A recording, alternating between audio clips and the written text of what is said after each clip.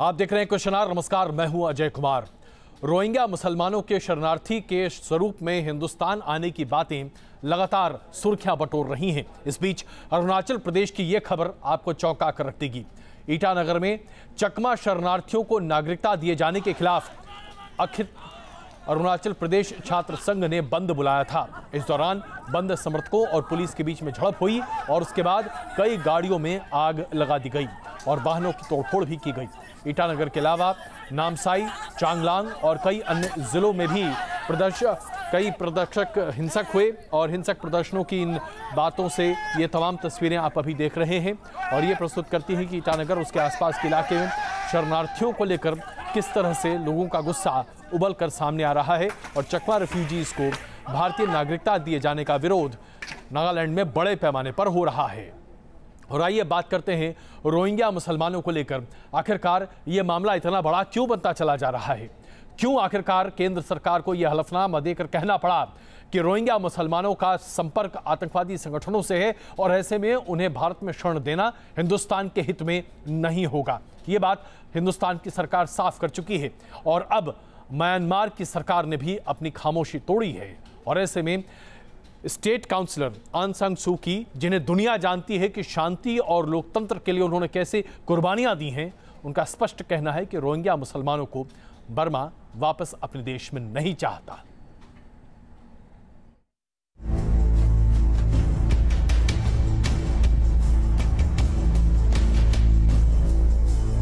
Rohingya मुसलमानों पर दुनिया में छिड़ी महाबहस। हिंदुस्तान में रोहिंग्या मुसलमानों के लिए नो एंट्री। म्यांमार की आयरन लेडी भी गरजी। अब क्या होगा रोहिंग्या मुसलमानों का? म्यांमार से बेदखल किए गए रोहिंग्या मुसलमानों को क्या हिंदुस्तान में शरण मिल पाएगी? इसके लिए देश की सबसे बड़ी अदालत के फैसले का इंतजार है। लेकिन शरण के पीछे आतंकी साजिशों को भांपकर केंद्र सरकार ये साफ कर चुकी है कि इनके लिए देश की धरती पर कोई जगह नहीं। इसी लाइन पर पहली बार म्यांमार की स्टेट काउंसलर आंग सान सू की ने चुप्पी तोड़ी। अपने मुल्क के नाम पैगाम में सू की ने दो टूक कहा। 18 days after the delivery of my address of the General Assembly, 3 police outposts were attacked by armed Muslim groups.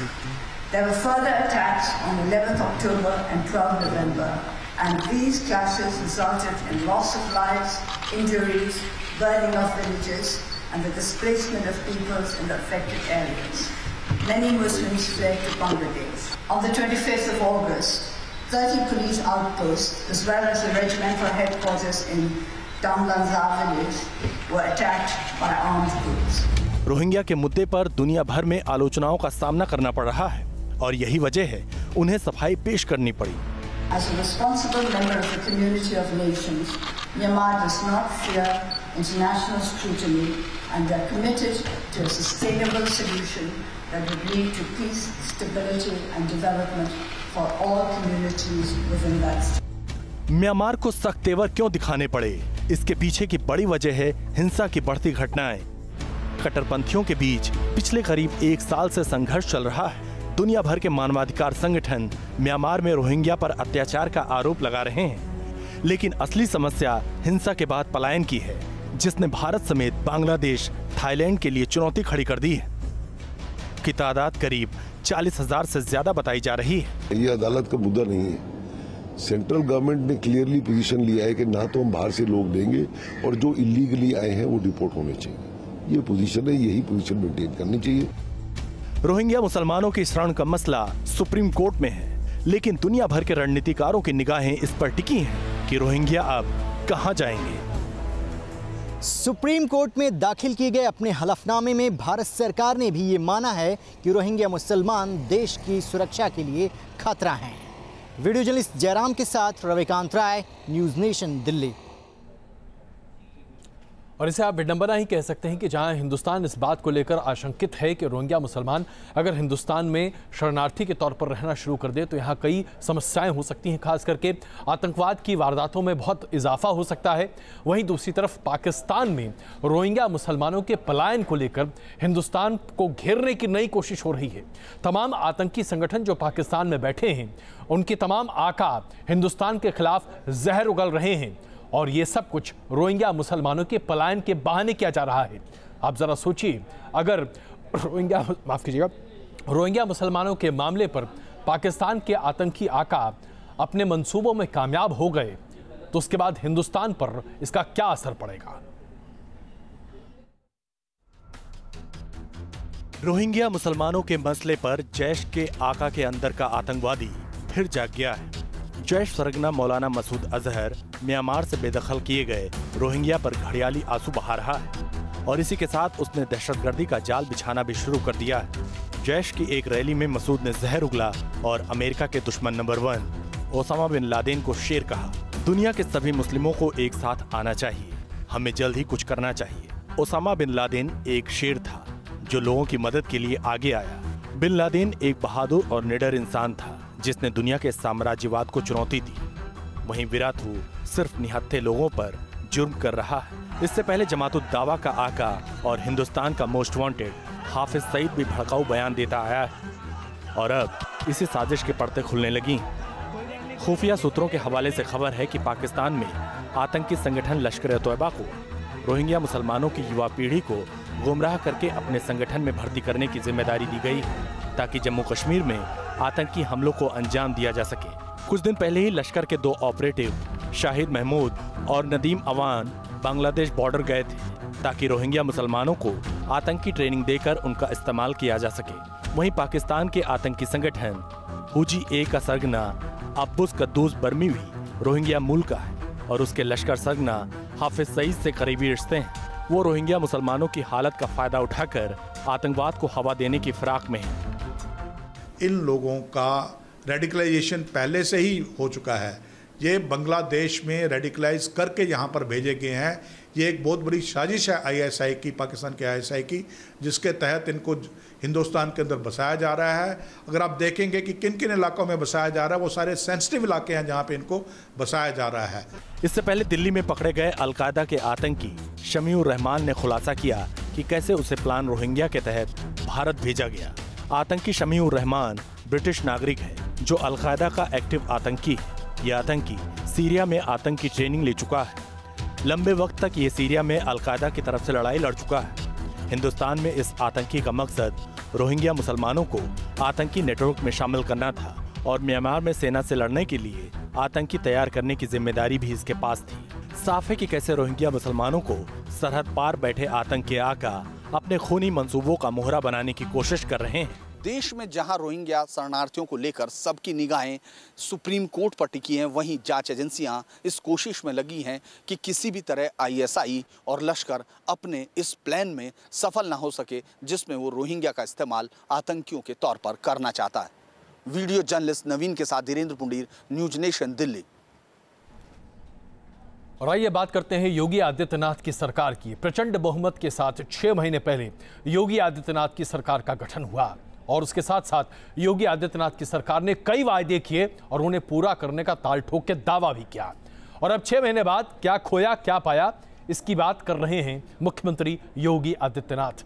लेकिन सवाल ये उठता है, 30,000 करोड़ माफ कीजिएगा 36,000 करोड़ रुपए के किसान कर्ज के माफी के ऐलान के बाद ऐसे कई किसान आपको मिल जाएंगे जिन्हें 1 पैसा, 15 पैसा, 99 पैसा, यहां तक कि 20 रुपए, 25 रुपए, 15 रुपए, 100 रुपए ये कर्ज माफी के तौर पर रकम मिली है सरकार की तरफ से।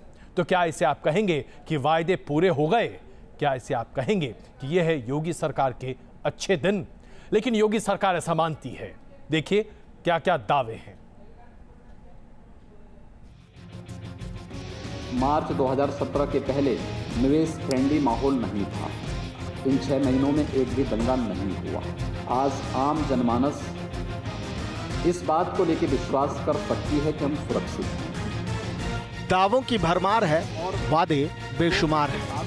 तय जनता को करना है कि यूपी सरकार कितनी असरदार है। अपने 6 महीने के रिपोर्ट कार्ड के साथ उत्तर प्रदेश के मुख्यमंत्री योगी आदित्यनाथ जब सामने आए तो हर उस सवाल का जवाब देने की कोशिश की जिसे विपक्ष बड़ा मुद्दा बनाने की फिराक में रहा है। कानून व्यवस्था से लेकर किसान, रोजगार और सड़क तक अपनी सरकार की पीठ थपथपाई। योगी आदित्यनाथ ने दावा किया कि एंटी भूमाफिया टास्क फोर्स का गठन किया गया और भूमाफियाओं की 35 करोड़ की संपत्ति जब्त की गई।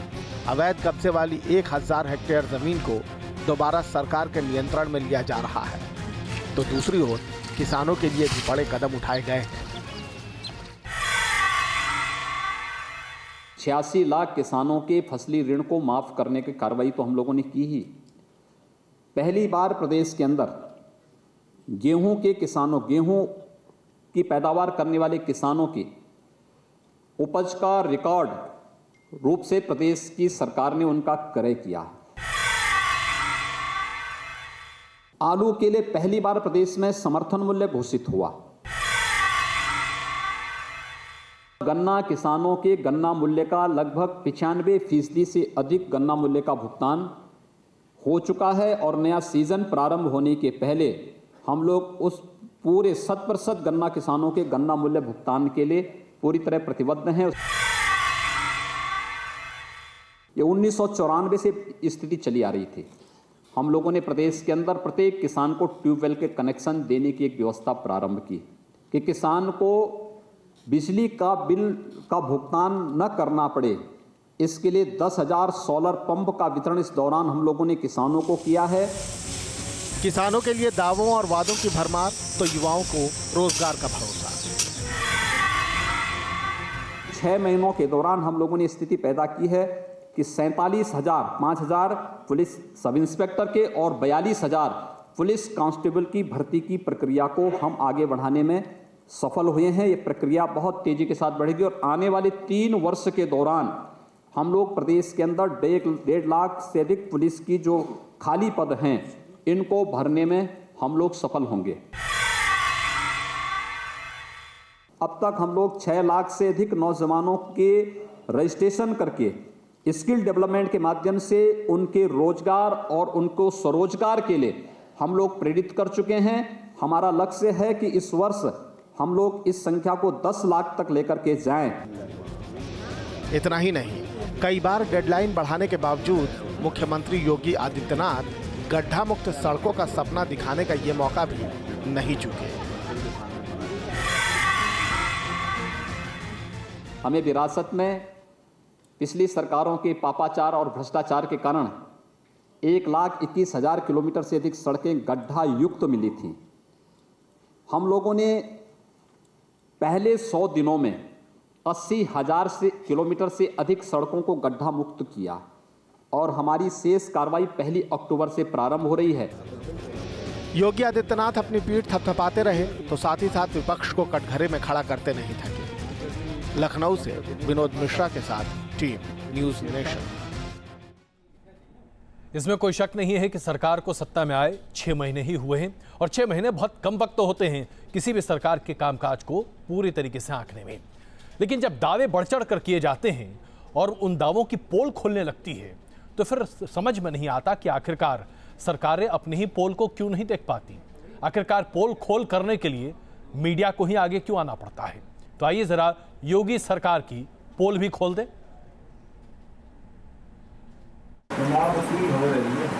ये यूपी में किसानों की कर्ज माफी की असली तस्वीर है। एक पैसे का कर्ज माफ करने वाले ये कागजात गवाही दे रहे हैं कि यूपी में कर्ज माफी के नाम पर क्या हो रहा है। मथुरा के रहने वाले किसान छिद्दीलाल पर 1.5 लाख रुपए का कर्ज था, लेकिन माफ हुआ सिर्फ 1 पैसा। हमारे ऊपर सर 1,55,000 रुपये कर्ज था पंजाब नेशनल बैंक गोवर्धन से, और इसमें से हमारा 1 पैसा माफ़ किया गया है। या तो ये कर्मचारियों की गलती है या फिर योगी सरकार ने हमारे साथ मजाक किया है। सरकार के मंत्री से जब सवाल पूछा गया तो वो तकनीकी खामी बताकर पल्ला झाड़ते नजर आए। 10,000 से नीचे तक के जो ऋण माफी के केस है उनमें कोई प्रमाण पत्र इशू करने की आवश्यकता नहीं है। तो 10,000 से ऊपर के जो है जिनका ऋण माफ हुआ उनको प्रमाण पत्र देंगे। एक पैसा मिला है। मैंने कहा कुछ टेक्निकल दिक्कतें रही हैं। अब मानसिकता तो पुरानी चली आ रही है, तो बाएं बदलने में थोड़ा समय तो लगेगा। योगी जब सत्ता में आए थे तो पहली कैबिनेट बैठक में ही किसानों का 1 लाख रुपए तक का कर्ज माफ करने का फैसला किया था। लेकिन अगर 1 पैसे का कर्ज माफ होगा तो सवाल भी खड़े होंगे। तो आप कर्ज माफी की बात करते हैं तो आपने कैसा कर्ज किसानों को माफ किया?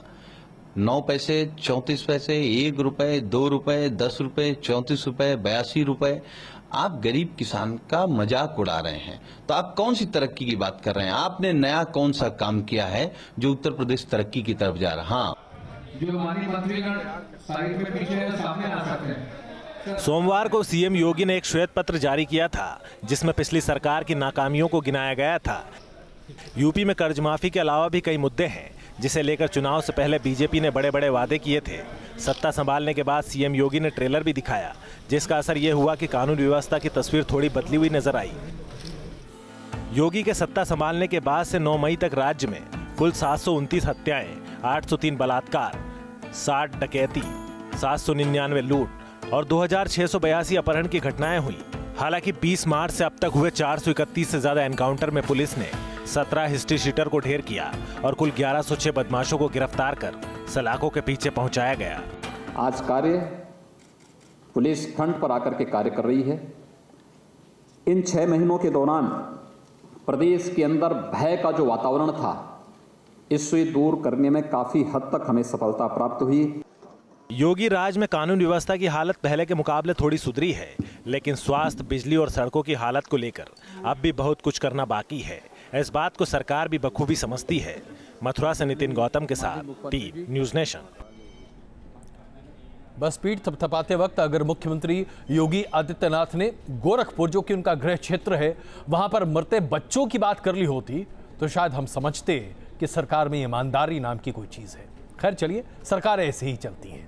अब बात करते हैं कैसे भारतीय जनता पार्टी मिशन 2019 में कैसे जुटी हुई है युद्ध स्तर पर। पार्टी के अध्यक्ष अमित शाह उत्तराखंड पहुंचे, तमाम लोगों से मुलाकात की और कोशिश ये की जा रही है कि कैसे उत्तराखंड में ज़्यादा से ज़्यादा सांसदों को जिताया जा सके, कैसे तमाम सरकारी योजनाओं को जनता तक पहुंचाया जाए और उसके साथ साथ सभी संसदीय क्षेत्रों में अपनी बढ़त बनाई जाए। उत्तराखंड में पहले ही भारतीय जनता पार्टी काफ़ी बेहतर स्थिति में है। अब जो कि राज्य सरकार भी भारतीय जनता पार्टी की है, तो ऐसे में उम्मीद ये की जा रही है कि एक भी सीट कांग्रेस के खाते में ना जाए।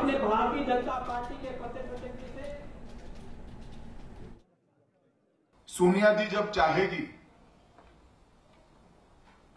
कि वो कांग्रेस पार्टी की अध्यक्षा रहना नहीं चाहती है, कांग्रेस पार्टी के अध्यक्ष कौन होंगे? किसी को भी डाउट है डाउट? अब बताइए, मेरे बाद भारतीय जनता पार्टी का अध्यक्ष कौन होगा? पता नहीं। कोई बता सकता है? इसलिए नहीं बता सकता कि भारतीय जनता पार्टी घराने के आधार पर, जन्म के आधार पर अपने अध्यक्षता में है। मासूम प्रद्युम्न की मौत के बाद अब उसकी जांच भी पूरे तरीके से सवालों के घेरे में आ गई है। प्रद्युम्न के पिता ने सीबीआई जांच में देरी पर सवाल उठाया है। वहीं सीबीएसई ने अपनी रिपोर्ट में रायन स्कूल में कई मौकों पर लापरवाही की बात उठाई है।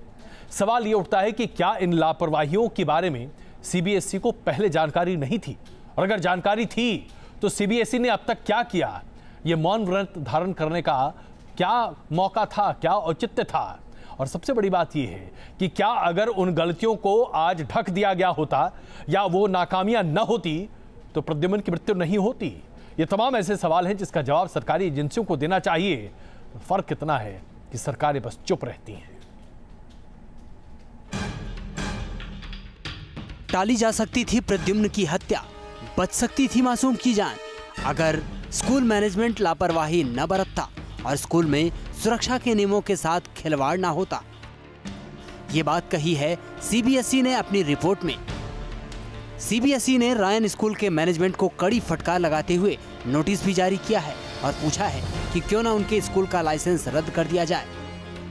बता दें कि 8 सितंबर को गुरुग्राम के रायन स्कूल में 7 साल के मासूम प्रद्युम्न की हत्या कर दी गई थी। मासूम की हत्या से पूरा देश हिल उठा और स्कूल में सुरक्षा व्यवस्था पर गंभीर सवाल भी उठे। सवाल प्रद्युम्न के पिता ने भी उठाए। मुझे ये उम्मीद थी कि सीएम साहब के अनाउंस करने के बाद इस पे क्विक एक्शन होगा और जल्दी से जल्दी सीबीआई इस पूरे मामले को अपने हैंडओवर में ले लेगी और इंक्वायरी स्टार्ट हो जाएगी, लेकिन अभी तक इस मामले में कुछ ऐसा सामने नहीं आया मेरे। इस बीच हरियाणा के होम सेक्रेटरी ने प्रद्युम्न मर्डर केस की जांच सीबीआई से कराने के लिए केंद्र सरकार को औपचारिक पत्र लिखा है। वहीं प्रद्युम्न मर्डर केस में पंजाब और हरियाणा हाईकोर्ट के एक जज ने रायन स्कूल के मालिकों की अग्रिम जमानत याचिका पर सुनवाई से इनकार कर दिया, क्योंकि उनका कहना है कि वो रायन स्कूल के मालिकों के परिवार को पहले से जानते हैं। कोर्ट ने कहा, जज साहब ने कहा कि मैं इनको व्यक्तिगत तौर पे जानता हूं और लिहाजा मेरे लिए ठीक नहीं होगा प्रोप्राइटी के तहत कि मैं ये केस को सुनूं। उन्होंने इस केस को सुनने से मना कर दिया और इस केस को उन्होंने रोस्टर बेंच के पास भेजा है, जिस पर कल सुनवाई होगी। वहीं इस मर्डर केस का मुख्य आरोपी कंडक्टर अशोक कोर्ट के सामने अपने पहले के बयान से पलट गया और पुलिस पर उसे फंसाने का आरोप लगाया। फिलहाल कोर्ट ने आरोपी अशोक और रायन स्कूल के 2 अधिकारियों को 29 सितंबर तक न्यायिक हिरासत में भेज दिया है। Team news nation. Delhi police ने आईएसआई के एक संदिग्ध एजेंट को गिरफ्तार किया है। अभी तक आप हनी ट्रैप की बातें सुनते थे, यानी कि पुरुषों को किसी तरीके से जाल में फंसाने की कोशिश की जाती थी और उसके बाद उनसे राज उगलवाने की कोशिश होती थी। लेकिन यहां मामला बिल्कुल उल्टा है।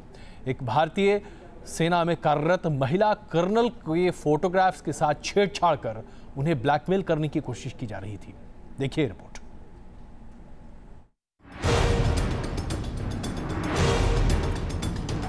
शिकंजे में आया पाकिस्तान की खुफिया एजेंसी आईएसआई का मोहरा। सेना की महिला अधिकारी को कर रहा था ब्लैकमेल। दिल्ली पुलिस ने 30 साल के मोहम्मद परवेज को गिरफ्तार किया है। महिला कर्नल ने पुलिस में शिकायत की थी कि उसकी फोटो के साथ छेड़खानी की गई और मॉब्ड तस्वीरें उनके मोबाइल पर भेजी गईं। आरोप है कि यह शख्स सेना की कर्नल को ब्लैकमेल कर रहा था। जब सेना के अधिकारी ने आरोपी के नंबर को ब्लॉक कर दिया तो फिर उसने तस्वीरें अफसर की बेटी के मोबाइल पर भेजी और लगातार इन तस्वीरों को इंटरनेट पर अपलोड करने की धमकी देता रहा। दक्षिण पश्चिम जिले में एक कंप्लेन दर्ज किया एक महिला ने, जो आर्मी में काम करती है, कि उसके फोटोग्राफ मॉर्फ होकर सोशल मीडिया पे या इंटरनेट के ऊपर डालने की धमकी और उसके मोबाइल पे इलेक्ट्रॉनिक ट्रांसफर कर उसका एक सैंपल के रूप में भेजा गया है। इमीडिएटली दिल्ली पुलिस दक्षिण पश्चिम जिला ने केस दर्ज करके इन्वेस्टिगेशन और इंक्वायरी शुरू कर दी। सैन्य अधिकारी की शिकायत पर पुलिस ने एक्शन लिया और सोशल मीडिया पर लंबी पड़ताल के बाद आरोपी को गिरफ्तार कर लिया। पूछताछ की तो चौंकाने वाला खुलासा हुआ। पुलिस को जांच में पता चला कि यह आरोपी कई बार पाकिस्तान जा चुका है और शक है कि इसके आईएसआई से लिंक हो सकते हैं। इंक्वायरी में जब उसके मोबाइल डिटेल्स तमाम चीजें ली गई, उसमें एक आदमी आया जिसको कि पुलिस ने इंटरोगेशन और इन्वेस्टिगेशन के लिए बुलाया है। तब ये पता लगा कि ये इसके लिंक पाकिस्तान से हैं। अब पुलिस संदिग्ध आईएसआई एजेंट से पूछताछ कर ये पता लगाने में जुटी है कि इस एजेंट ने कितने सैन्य अधिकारियों को अपनी लिस्ट में शुमार कर रखा था। क्या ऐसे कई और एजेंट हैं जो इस काम में जुटे हैं? सेना में सेंधमारी के पूरे नेटवर्क को नेस्तनाबूद करने के लिए पूछताछ जारी है। Team news nation.